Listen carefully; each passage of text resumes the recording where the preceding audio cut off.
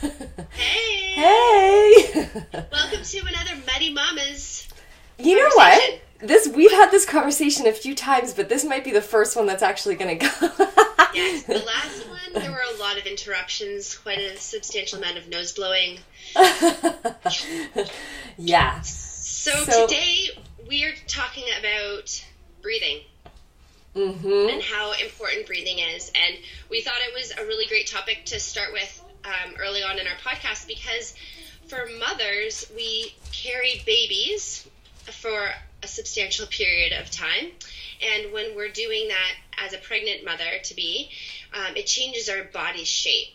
And when our body's shape is altered, it changes how we're able to breathe. So we wanted to first kind of touch on what position or posture is optimal for our bodies to be able to breathe perfectly. Mm-hmm. So basically what we want to be able to do is keep our long like yoga or tadasana pose, so like the mountain pose of everything wants to be in line. And the main thing that comes up with breathing is that as mothers especially, we spend a lot of time with this arched lower back because we carry babies like this, and then we just turn into all these awful patterns as we're moving through the world carrying children and managing children and carry them in baby carriers and all that.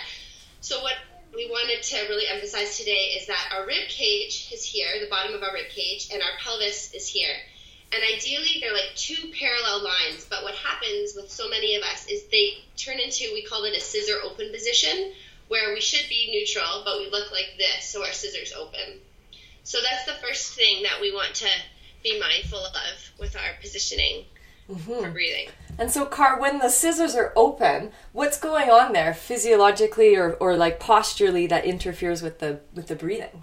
Yeah, so when we are scissor open, what happens is that when we take a breath in, our diaphragm is a muscle that sits within the rib cage. And when we breathe in, it's supposed to draw down. And when it draws down, the cool thing is that it compresses our abdominal contents. So like all of our organs and our guts and all the good stuff in there get compressed when we breathe in.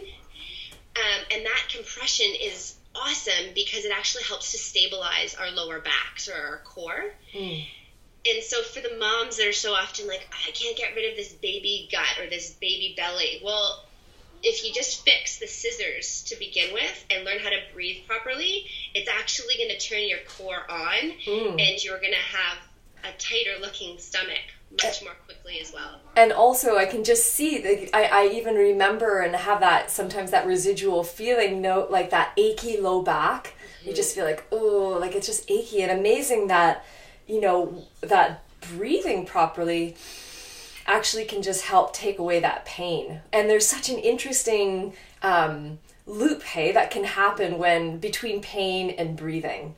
So totally. Yeah, so how being in pain can limit the breath that you take, and then physiologically the conditions that start to happen when you're not breathing help to contribute to the pain. It's like it keeps feeding that cycle. So that's a neat. Do you want to touch on that, on the neurological changes that happen with breathing as well? Totally, yeah. So when we're breathing properly, so much can happen in our bodies, and it's actually the breath is the most powerful immediate neurological changer that we can possibly use. So the idea of this flight or flight response that everyone's familiar with, the sympathetic nervous system firing the state that most of us are living in. We're racing and we're stressed and we're in a chaotic state with children. Yeah. The most powerful way to change that state quickly is through breath. And so calming your breath and slowing your breath and using a deep diaphragmatic belly expansion, lower rib breath will enable you to shift your body more into the parasympathetic state. So that rest, digest, breathe, feed, all those wonderful calming things can happen.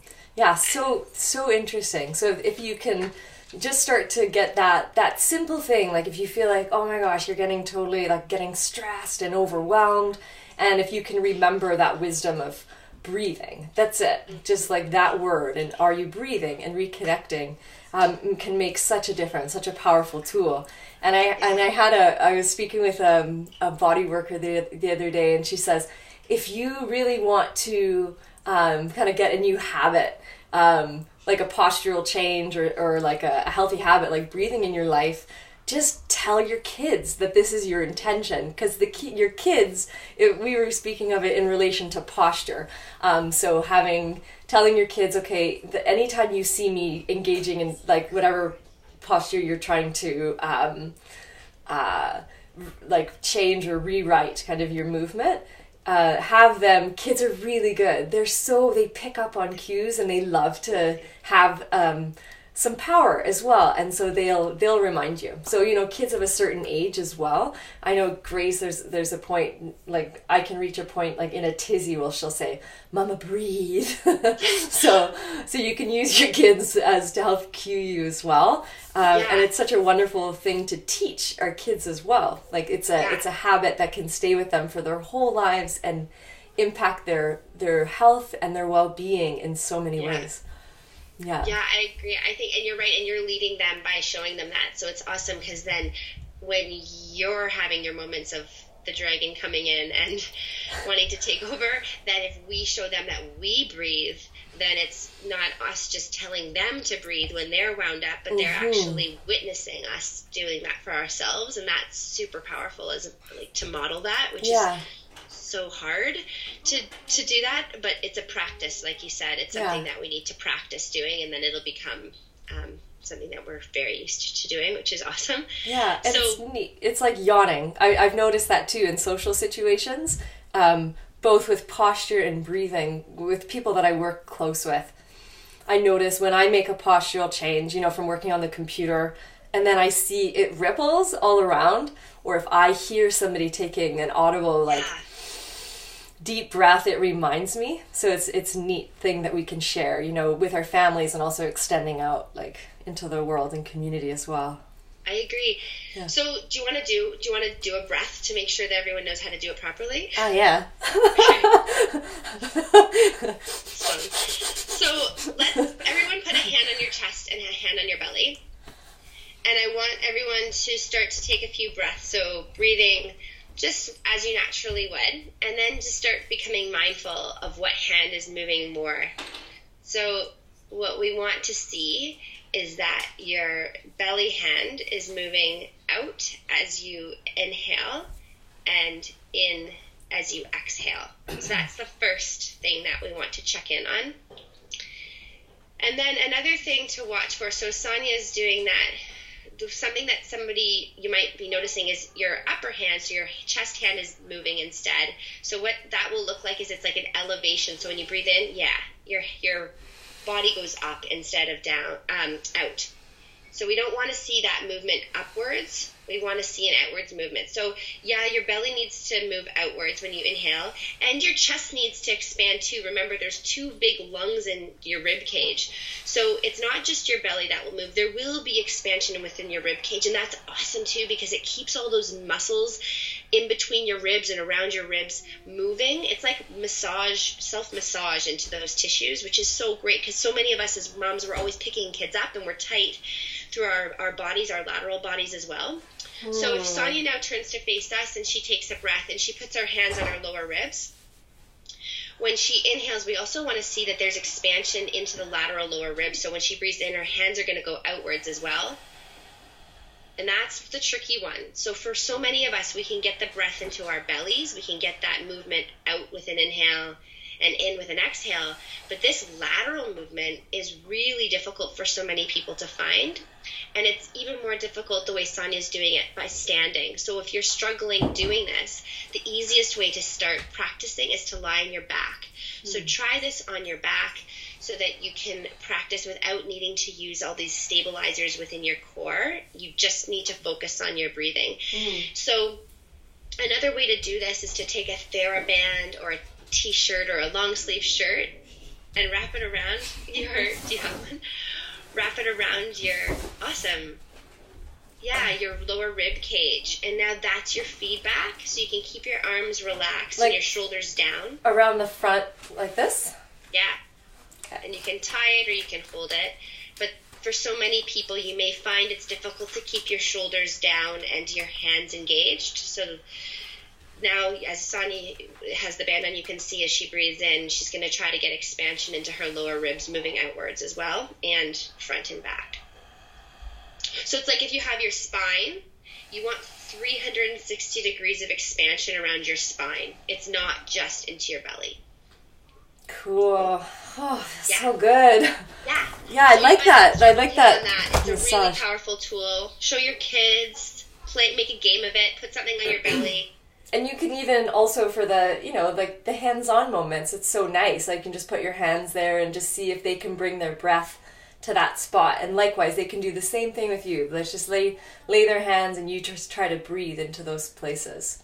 Yeah, and that's wicked, right? To create that awareness and that body control, to be able to breathe into different regions of the body. It's really like a release technique. You can focus your breath just moving into your lower back ribs. If you're tight there, try to just breathe into that area and get that expansion in that area, and you'll start to notice the tissues will start to loosen. You'll feel a lot better. Yeah, I love that. Like you said, the self-massage. That's such a beautiful way of thinking of it, too. Yeah, it's awesome.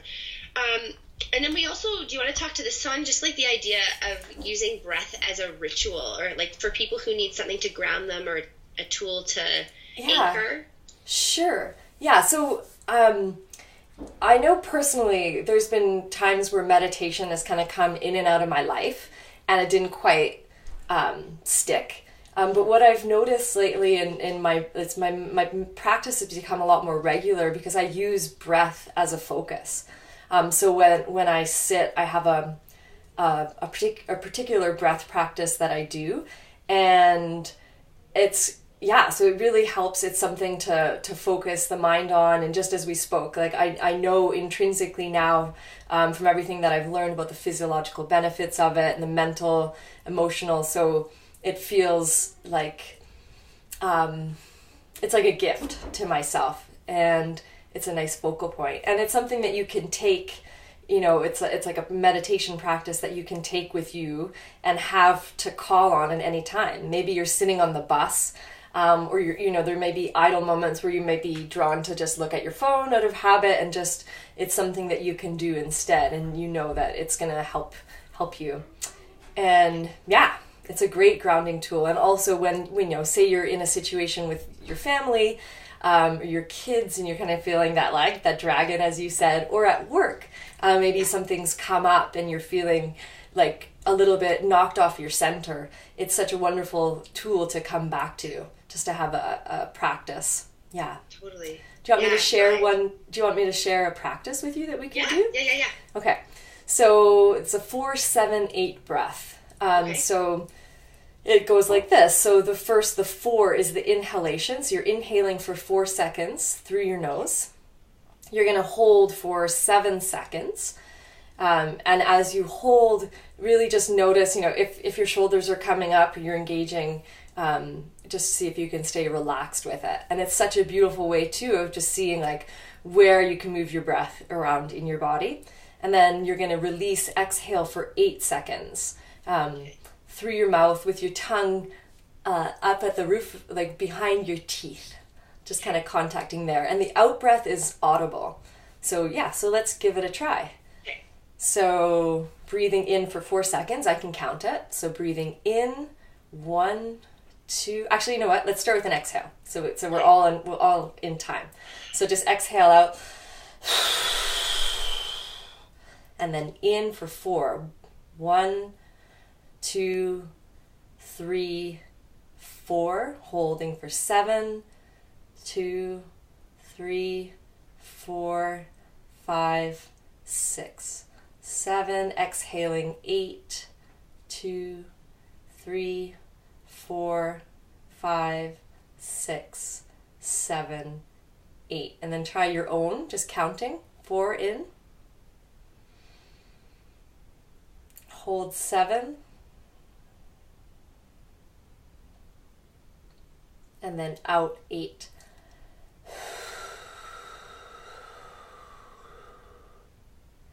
And we keep going on it. And as you do this, it's not so much the counting that matters, it's the ratio. So just drawing the exhalation out so that it's about twice as long as your in-breath. interrupt? Yeah, of course. Yeah. I'll just keep the idea of, and keep that up. So maybe even just press pause now and you can go back to practicing that if you're watching the video. But the idea that there's a regulator, like our physiology changes and our body chemistry can change with breath. And so the ability to use the in-breath and keep it a bit shorter, but push off even more carbon dioxide with the out-breath. Like, there's still mixed science on how it can change our physiology with pH and such. But the point being is that it's an ancient practice in the retention of breath and then the long exhalation as well, being more of the focus often in a lot of pranayama practice or breathing practices in yoga, for example, as well. So there is benefit to the hold. And for somebody who's not familiar with breath practices, I don't know if you can remember this, but I remember a decade ago or more when I started practicing, it was I felt like I couldn't breathe. Like the slowing down of the control or the focus on my breath almost made me feel like I was losing my breath and I couldn't breathe. So if this kind of evokes any of those feelings for you, be calm with it and just keep practicing, because it will go away. Yeah, and just start with a cycle of 4. Just like you would do like for weightlifting, right? Like you just start with a few reps and come into it gradually. And the longer you go, the easier it goes. And your breath you'll start to draw it out longer. But again, it's not the time, it's more the ratio. It's that sense. Yeah. And then, we'll add maybe one more thing before we take off here and let you guys get on with your days. But the idea of controlling the breath with an ujjayi breath. So for those who practice yoga, maybe are familiar with this already, and some may not be. And so that slow, controlled exhale or controlled inhale can be done through constriction of the throat. And so by doing that, it's kind of like a Darth Vader sound that you would like, and the kind of with the sound you'd make if you were to take this mirror and fog it up with your breath. So that constriction allows for greater control of inhale and exhale, like the length that you want to hold, like Sonia was describing. Yeah, and I find just doing the tongue, even if you're not doing just the tongue against the roof of the mouth contributes to that same, it helps just to be able to control it. So you're not just blowing it all out. And the tongue to the back of the mouth too, as Sonia mentioned, it actually helps to relax the digastric muscle instead of the TMJ muscle. So for people who hold tension in their jaws or clenchers or are stressed and they grind, that's a really, really excellent practice as well to get used to putting the tongue to the back of the top of the teeth. Yeah. Because it'll help to relax your face and all that musculature around your face. So beautiful. Bonus. Bonus. Little face work. Facial relaxation. Sweet. So anyway, so that's breathing for you. So a little micro session on breathing, and we'll definitely be coming back to this topic to do more soon. Awesome. Thanks, Car. Thanks, Son. Have a good day, everybody. All right, Mama, stay muddy. Bye. Bye.